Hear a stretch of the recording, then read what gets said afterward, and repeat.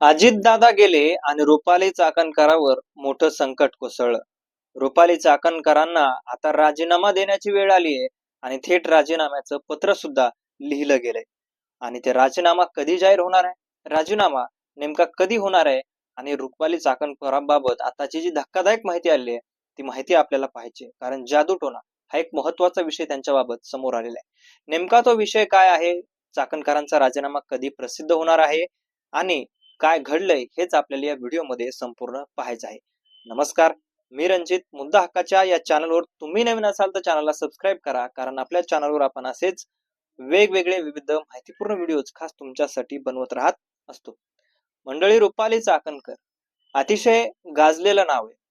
अजितदादा जिवंत होते, अजितदादांचा हात रुपाली चाकणकरांच्या डोक्यावर होता आणि त्यामुळेच रुपाली चाकणकरांनी वेगवेगळी पदं गाठली. दोन दोन पदं त्यांच्याकडे सध्या सुद्धा आहेत.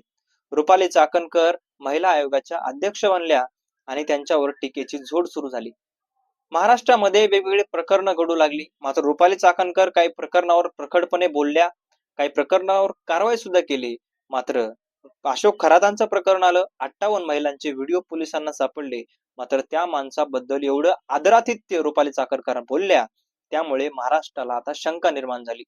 रुपाली चाकणकर या अशोक थोरात नावाच्या माणसाला आपल्या स्वतःचा गुरु मानायच्या. स्वतःचा गुरु मानून रुपाली चाकणकरांनी त्याच्याकडून जी काही विद्या शिकली होती ती म्हणजे जादूटोण्याची विद्या शिकली होती, अशा प्रकारचं सुषमा अंधारे यांनी काही फोटो दाखवलेले आहेत. रुपाली चाकणकरांच्या बोटाला काहीतरी लावलेलं आहे, त्यामध्ये त्याच्यावरून सांगण्यात येत आहे की रुपाली चाकणकर या जादूटोणा करत होत्या आणि या जादूटोण्याचे मंत्र सुद्धा त्या बाबाकडून शिकलेले आहेत.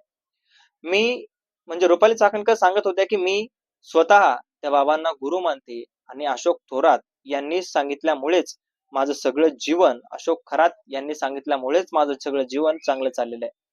त्यांना ज्यावेळेस पहिलं पद मिळालं, त्यांना ज्यावेळेस महिला आयोग अध्यक्षाचं पद मिळालं, त्यावेळेस पहिल्यांदा कोणाची पूजा केली असेल, कोणाच्या पाया पडल्या असतील, तर त्यावेळेस सुद्धा रुपाली चाकणकर त्या अशोक खरात नावाच्या माणसाच्या पाया पडल्या. आता त्या ठिकाणी अशोक खरात ज्यावेळेस एका ठिकाणी पावसात उभा होता, त्या ठिकाणी सुद्धा रुपाली चाकणकर स्वतः छत्री घेऊन उभा आहेत आणि छत्री घेऊन उभा असताना रुपाली चाकणकरच्या खाली जो म्हणतो आपण पायापाशी, त्या ठिकाणी त्या अशोक खरात नावाच्या माणसाच्या हातात तंबाखू मळलेली होती. म्हणजे या सगळ्या गोष्टीला एवढं प्रोत्साहन दिलं गेलं. रुपाली चाकणकरांचा एक व्हिडिओ व्हायरल झाला, त्यामध्ये रुपाली चाकणकर म्हणतायत की माझे गुरु आहेत, मी जीवनात आजपर्यंत तेच केलंय जे तुम्ही सांगितलेलं आहे.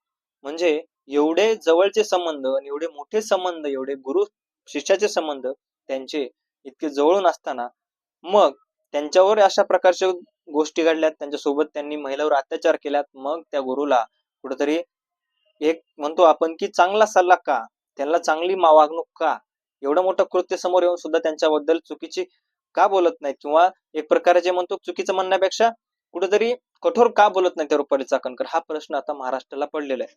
आणि याच कारणामुळे आता रुपाली चाकणकरांचा अजितदादा गेल्यानंतर राजीनामा होणार असल्याची माहिती समोर येत आहे. रुपाली चाकणकर आपल्या स्वतःहून राजीनामा देणार आहेत अशा प्रकारचं सुद्धा सांगण्यात येत आहे. आणि याचं कारण म्हणजे त्यांचे व्हायरल झालेले फोटो आणि व्हिडिओ. महाराष्ट्रामध्ये आपण पाहिलं की अशोक खरातांचा जे काही आहे पूजा करताना म्हणजे रुपाली चाकणकर स्वतः त्यांच्या पायाला कुंकू आणि हळद या लावतायत आणि त्यानंतर छत्रीचं तुम्हाला सांगितलंच. या सगळ्या गोष्टीमुळे नैतिकता म्हणून त्यांनी राजीनामा द्यावा अशा प्रकारचं सुद्धा मुख्यमंत्र्यांकडून त्यांना पत्र गेलंय, अशा प्रकारची माहिती आता समोर येत आहे. मुख्यमंत्र्यांनी स्वतःहून सांगितलंय म्हणल्यानंतर एखाद्या मंत्र्याची जबाबदारी आहे की स्वतःहून तो राजीनामा मुख्यमंत्र्याकडे सुपूर्द करणे आणि ते पद मुक्त करणे. चांगली महिला एखादी कुठली तरी बसावी अशा प्रकारचं महाराष्ट्राचं म्हणणं आहे. म्हणजे आतापर्यंत आपण जर पाहिलं तर किती चुकीच्या गोष्टी या महाराष्ट्रामध्ये कुठेतरी प्रोत्साहन दिल्या जात होत्या का. काही ठिकाणी भाषण करताना रुपाली चाकणकरांनी काही दिवसापूर्वी सांगितलं होतं की महिलांच्या हातात पोथी पुराण देण्याऐवजी बाबासाहेब आंबेडकरांचं संविधान द्या. मग बाबासाहेब आंबेडकरांचं संविधान देण्याऐवजी स्वतः पोथी पुराणामध्ये भविष्यामध्ये रुपाली चाकणकर नेमका का अडकल्या होत्या, हा सुद्धा मोठा प्रश्न आहे. त्यांना काही हिप्नोटाईज करण्यात आलं होतं का, काही गोष्टी त्यांच्यासोबत करण्यात आल्या होत्या का अशा प्रकारच्या की जादूटोणा, त्यामुळे त्या अशा भुलल्या होत्या, नेमकं काय घडलं होतं ही सगळी सत्यता समोर येणं गरजेचं आहे. या महाराजाची ब्रेन मॅपिंग नार्को टेस्ट करणं गरजेचं आहे, त्यावेळेस या सगळ्या गोष्टी समोर येत्या आणि राजकारणाचं जे आहे ते भांड फुटणार आहे. गलिच्छ राजकारण म्हणतो ना आपण जे, ते भांड नक्कीच आता लवकर फुटणार असल्याची माहिती समोर येत आहे. तुम्हाला काय वाटते या सगळ्या गोष्टीबद्दल? तुमचं मत कमेंट मध्ये नक्की कळवा. भेटूयात नवीन व्हिडिओ मध्ये. तोपर्यंत धन्यवाद.